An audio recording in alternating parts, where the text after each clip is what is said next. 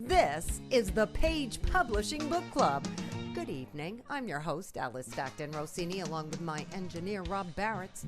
We are back with another group of first-time authors who will inspire you, or at the very least, make you think about where you are in the publishing process. Tonight, we bring you authors with all kinds of stories from all kinds of backgrounds. One woman just put together stories she made up to entertain her grandchildren. Another young woman, still in college, came up with a mystery based on a dream she had. Later on, we're going to talk to an author who was so troubled by some of the difficulties kids in his neighborhood were having. He wanted to give them some hope and direction. So we begin tonight with Robert Benson. He wrote a LateHitting Trilogy. Is that a baseball analogy there, Robert? Yeah, I kind of developed the belief that life is like a baseball game in that you get 9 innings if you're lucky, and that can always get rained out. Sometimes you get extra innings, but that's rare.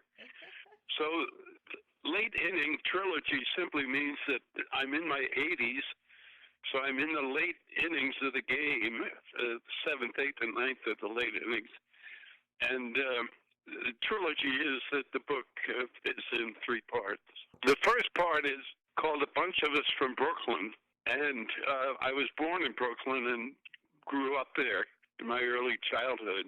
I was back in the 1940s when Jackie Robinson came up and broke the color barrier and joined the Dodgers. The beginning of the book, the first section, A Bunch of Us from Brooklyn, each chapter is headed by a list of people in certain categories from Brooklyn. The middle of the book is called Three Guys from Elsewhere. Those are 3 people that I met during my lifetime that actually made a difference in terms of the security of the country. The fellow that I served with in the Navy, his name was Frank Kelso. He was an ensign aboard the ship I was on when I was Lieutenant JG. And Frank became the chief of naval operations. He also served at one time as both the chief of naval operations and the assistant secretary of the Navy. And we got back together and completed a part of the book for him. The second guy was a Dr. John Leidy that was our next-door neighbor in Greensboro, North Carolina. He turned out to be Trapper John in the MASH unit that they wrote the book about. His wife told me that he used to sit up in bed at night, practice tying off sutures, because when he was in the MASH unit, when they found a kid with a belly full of shrapnel, they took him immediately to John, and John got in the guy's gut and started tying off bleeds and all that, and saved hundreds of lives. Wow. Over in Korea. So this is basically a biography of your life story. It is, yes. And the third guy turned out to have been a trainer in a simulator in Minnesota, and a guy came in for training. His name was Zacharias Moussaoui. Oh. Moussaoui turned out to be a terrorist and would have been the 5th terrorist aboard the plane that crashed in Pennsylvania on 9/11. He went to the FBI and had the guy arrested, which kind of ran counter to this don't get involved kind of syndrome that many people have. He acted and did a good job. And finally, the last part is called Gifts of Toilet Paper. I know that's an odd title for a chapter, but my wife was a victim of Alzheimer's. And during the time when she was well, and we would go to a bank, she, of course, noticed the exchange of paper across the desk. When she got deep into the Alzheimer's, she kept the notion that paper had value. And God bless her, she would go into the bathroom and take a little toilet paper off the roll and come out and say, here, you're going to need this. And at first I said, no, no, no. And then I figured, come on, man, she's trying to help. So I switched to saying, yeah, thank you very much. And pretty soon I had toilet paper all over the house. Oh, you know what, Robert? This is so amazing that you knew 3 really exceptional people in your life. Well, and including your wife. You know, you've got some really interesting people to write about and to share in your book, and I'm looking forward to it. Yeah. Thank well, you. Thank you. I think really, I say I think everyone should write a book. You just have to have a good memory, and when you meet people like that, you ask questions, and you get a lot out of it, and then you figure, gee, this is something I ought to share, instead of just like writing it in the memoir and burying it. So.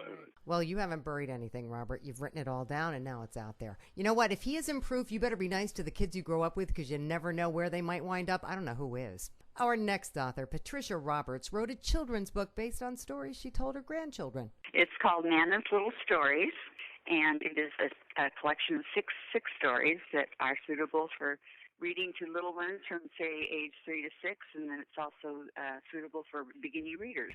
So are these stories you read to your little ones? They're stories I made up, actually. The kids wanted to have stories whenever they would spend the night with me, and of course we were supposed to be good and go to sleep, so we had the lights out, and they'd still want a story.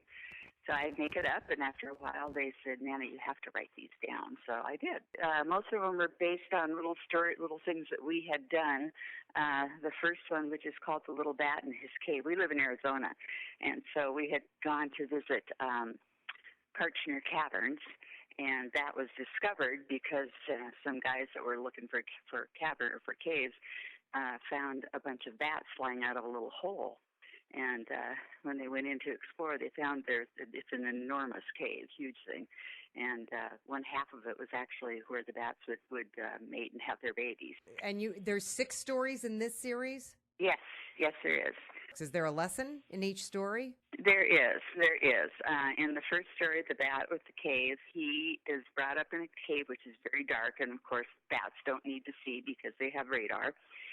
And he's brought up by his parents until he's old enough to go out and explore on his own and search for food. He goes out when he's old enough, and he finds something on the ground that turns out to be some sparkling gold dust. And he takes it home to show everybody. And on the way into the cave, he spills a little bit of dust. And for the first time, the whole cave lights up, and they get to see how beautiful the cave is that they live in.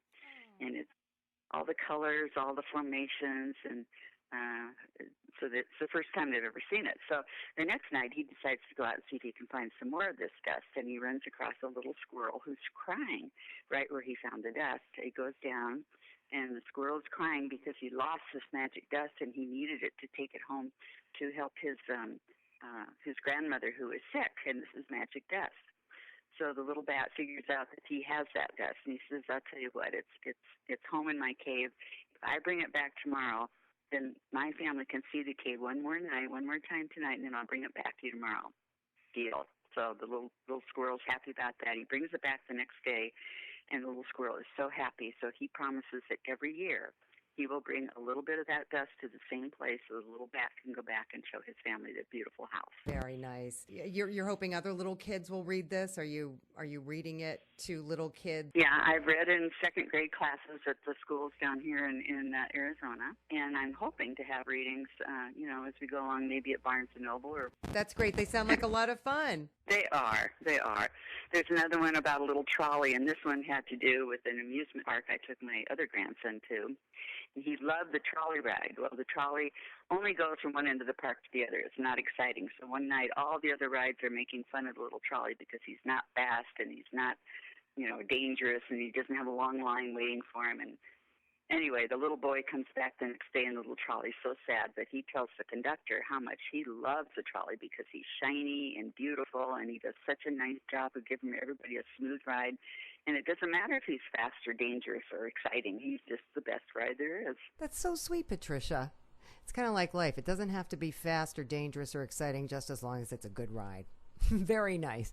Next up, Nicole Nissan. She's still in college, but she's gotten a great start on writing with her book entitled Victims of Circumstance. Tell us this story, Nicole. Basically, it's about this girl that witnesses something that she shouldn't have, and it gets her into a lot of trouble. It's based on, like, a dream I had, and it's not, like, entirely based on the dream. Basically, there's one scene from it that I had that was similar to a dream, and I thought, well, this could be a really cool movie. And I was like, well, I can't make a movie, but I can write a book. And so basically, like, I wrote down that scene so I, like, wouldn't forget it, and then I just basically made a whole book around this one scene. The main character's name is Lily Lamb, and she graduates high school. She has, like, the perfect boyfriend. Everything's going great for her. And then she witnesses this crime taking place, which is actually a murder, and she doesn't witness it secretly. The murderer actually sees her. So then he puts, like, basically a hit on her within this organization to, you know, get rid of her. And so basically she gives up her perfect life to go on a run to protect all the people that she loves. And then she ends up coming back to town because her brother gets sick. And so when she comes back, all of her problems, including all the hitmen, follow her. So then she has to protect the hitmen that are in the organization that the bad guy runs. So basically she has to, you know, come back to support her brother, but she also has to protect her whole family from all these bad guys that are, you know, trying to kill her. Is this woman, this girl, your age? No, she's about 25, so she's a little older than I am. So you had this dream and felt compelled to write this book? Yes. Out of nowhere? Yes. I love reading, and I've always read, like, an avid reader. So I was like, if I've read, you know, hundreds of books, like, why can't I write one? What would be your advice to first-time authors? My advice would probably be to just keep going at it. Like, if you want to write, there's nobody there to tell you that you can't. You just need to, like, practice your writing skills. And if it's not a book that you wouldn't want to read, nobody else would probably want to read it. Keep going at it, because it took me a while to perfect it and get it how I wanted. And even then, you're probably, after the publishing experience, still going to find things you wish you had changed. So take your time writing it. What do you do now? What do you do in real life? Right now, I'm a full-time student. I'm getting ready to finish up my degree. And once that happens, I will be looking for, like, a full-time job in business somewhere, and then writing in my spare time. Excellent. Great plan. Great plan, Nicole. Is your next book, when is that coming out? I'm not sure yet. I have my next book written, and it's part of a different series, but I have ideas for a sequel for this book, but I haven't started writing it or anything. But I have my next, at least the first book in my next series written, but I'm, like, going through, like, revisions and making sure it's exactly how I want it, and I'm taking more time with this one. Okay, and how did you find Paige? I liked Paige. I liked that it was pretty easy to submit my manuscript, and I heard feedback from it, like, pretty much right away. I definitely liked the cover of my book. I loved it. I had to have a couple go-arounds with the editors because things weren't exactly how I wanted it. But once it was how I wanted it, I liked Paige. That's part of the creative process, though, I think. Yeah. Are people reading your book? Are you doing book signings? Yes, people are reading my book. I am going to do a book signing. I have to actually order more copies of my book so that I can bring them with me. But I will be doing a book signing. Well, I hope everything works out for you, Nicole. And I think a big key here for our listeners is she's an avid reader. And no doubt, I really believe this, the more you read, the better you write. All right, we got to take a quick break, but we will be right back. This is the Page Publishing Book Club. Attention all authors. Page Publishing is looking for authors. Have you written a book and want to get it published? Page Publishing will get your book into bookstores and for sale online at Amazon, Apple iTunes, and other outlets. They handle all aspects of the publishing process for you. Printing, cover art, publicity, copyright, and editing. Call 800-204-6099 now for your free author submission kit. That's 800-204-6099 for your free author submission kit. Welcome back to the Page Publishing Book Club. Let's dive right in with our next author who enjoys life in Hawaii and wrote a children's book kids growing up around the ocean can really relate to. Kayla Van Weingarten wrote Little Tom and His Mom. Little Tom and his mom is about a little fish that lives in the reef with his mom. A fish that lived with his mom. Yeah, a little fish that lives with his mom down in the reef. Has a special bond with her, but doesn't always listen. Kind of finds out why he should listen to his mom. Are you anything like Little Tom? Yes. Are you close to your mom? Yes. So this is kind of a book for her. Yeah. That's nice. So what do we learn from this book? You learn that sometimes you don't always think what your parents are telling you are the best thing for you, but then you find out they're just looking out for your best interest. You should listen to your parents? Yeah. Because even though you're thinking they're being unfair or unreasonable, they're actually just looking out for you. Are people reading your book? Yes. I work at elementary, so a lot of the kids at my school really like it. A lot of kids at your elementary school have read it? Yeah, a lot of the kids in my school have read the book. Do you go to college now, or what do you do now? No, I just was an educational assistant at an elementary school right now. That's the elementary school where you've taken the book and you've gotten some interest in it? Yes. Have you been able to read the book to any kids? Yes, I've gone around to all the classrooms in the school and read it to them. So what do kids think? They love it. They thank me for it, and especially here in Hawaii, since the beach is a big part of our life, all the kids kind of found it real interesting. Because a lot of people spend a lot of time at the beach there. Yes, and it was easy for the kids to make a connection to it and predict what was going to happen. With Little Tom and his mom living on the reef there. Yeah. You going to write more books? Yes, I'm actually working on a second one right now. It's about a horse. The message is kind of about how when you're born into a family of people that do great things and they expect you to follow their footsteps, but sometimes it's good enough just being yourself. Thanks, Kayla. Wish I lived in Hawaii on a reef. I think that would be a very inspirational place to be, don't you? Bernie Bedford's been writing for more than a decade, and he hopes to make a difference with his first book. It's called The Young Eagle. Tell us more, Bernie. Basically, the Young Eagle is based on my childhood experiences here in New Smyrna Beach, Florida, where I grew up with a large group of kids in the neighborhood that had great talents. Many of them was great gifted in sports and football and baseball. Some of them was very smart in math and in science. And as time went on, I seen many of these kids fall through the cracks of the streets, the temptation of the streets. Some of them fell into bad situations. And so what it did, it prompted me to write this story. And I first basically started writing the story on the last chapter where the young eagle is talking to this bird. It's kind of like a mystical bird that he met way out in the forest, in the woods. And I called the bird the old bird with no wings, and it asked him on several occasions why you do not use your great wings to fly away from this place.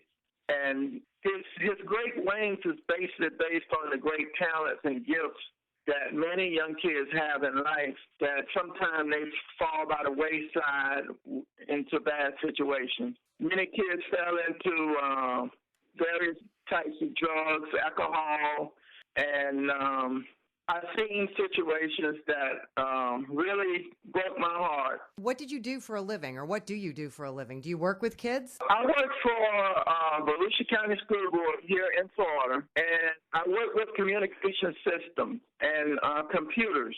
But now, over the years, I have taught many Sunday school classes working with kids, and I have been a mentor for kids in my neighborhood. Are you giving this book away? Are you going to groups that help kids? In some respects, I have went through the neighborhood, and I have given this book away to families, to grandparents who's raising grandchildren.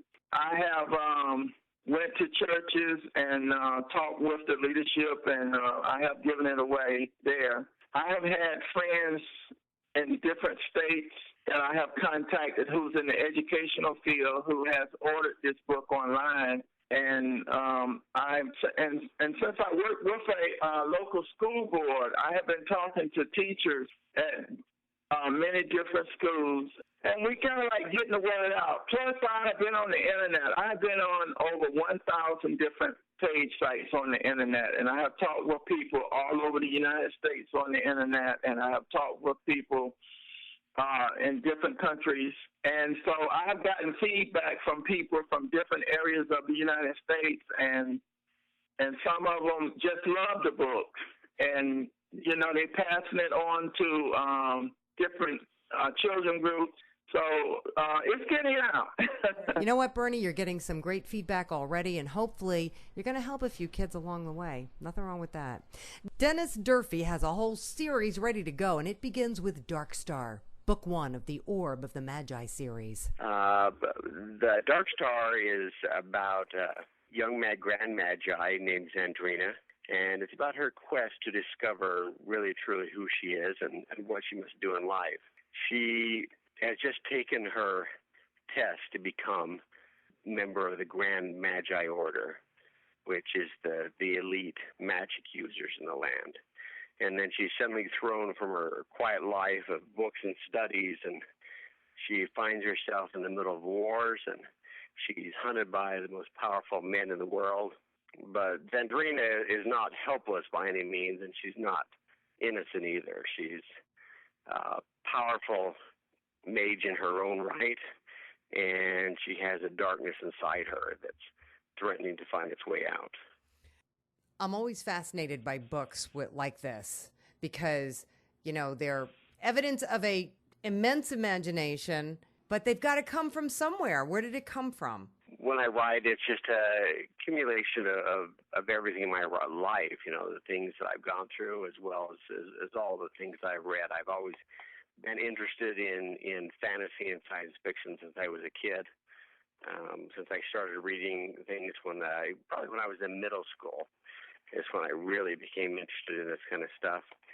And I've always had this kind of imagination, and I've just always loved to explore it. You know, I mean, I've written other things, but finally when I decided it was time that I wanted to become an author, and so I sat down and completed the book and got it published. What made you decide the time was now? I've been a police officer for 24 years now, getting ready to retire. And I wrote this book some years ago, and I've been, you know, slowly working on trying to get a publisher. And I just finally decided it was time that I step it up and move on with the next part of my life. I would love to be able to just do this full time for the rest of my life. I've always enjoyed this, and this is one of my true passions. This has been an adventure for me in its own right. I've done a blog tour, which I didn't even know what those were until I started investigating one, and I did one through a place called No Thought Too Small. Would that be something first-time authors should explore?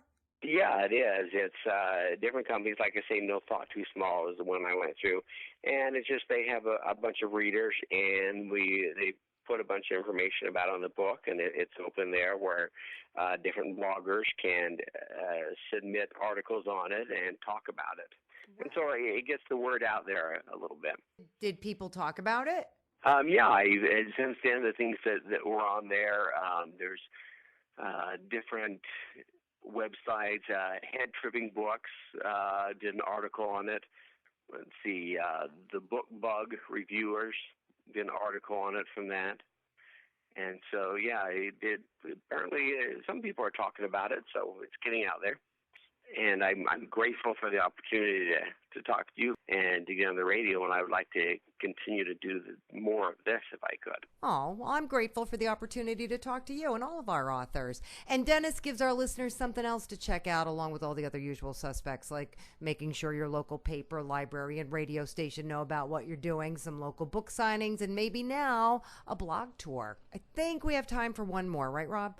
All right, let's go down to the Lower East Side and talk to Joseph Morales. He wrote Lyrics Without Music, and it's taken him 15 years. What's that about, Joseph? Well, these are 95 selections of my best over that period of time. I didn't quite make 100, but if I had if the publishing had gone through, I don't know, 3-4 months later, I would have reached that 100 mark. But these are conversational, poem-like items, which I look upon as, in quote, lyrics, end quote, that can be set to music. I've had, say, about close to 20 completed songs over a period of time, and they were either country ballads, a few were country rock. In the book, the longer lyrics, I think, are more applicable to cabaret. They're much too long for commercial adaptations. What's your greatest hope for your book? Well, I thought that perhaps even if I track one or two professional composers, they might want to work from words, which I consider to be lyrics, and create music for some of these selections. You got to get that book in front of some musicians. Well, musicians, generally speaking, are not always composers. Composers are a special group that are kind of hard to reach, and even living in New York, everyone says you can network, but to network means considerable expense and time. What they prefer is to have radio-ready music sent to them. They don't particularly like to look at words. So that's where I run up against problems. What do you do? I mean, what are you going to do about that? All I can do is I took a chance with this book to entertain the ordinary reader, but to also maybe reach out and find someone in the industry that can say that, they're interested in any of these 95 items. And a lot of people like me, even musicians, are looking for that one-hit wonder. What do you do in real life? Well, actually, I'm retired right now from the Postal Service. All right, so this is like your second career. Well, if there's anyone listening who wants to put some music to Joseph's words, reach out to us here at Page Publishing. Maybe we can hook these guys up. You never know. That is all the time we have for tonight. We're coming back next week. Same place, same time, unless there's a Mets game, all right? Right here on 710 WOR. Enjoy the rest of your weekend and start writing.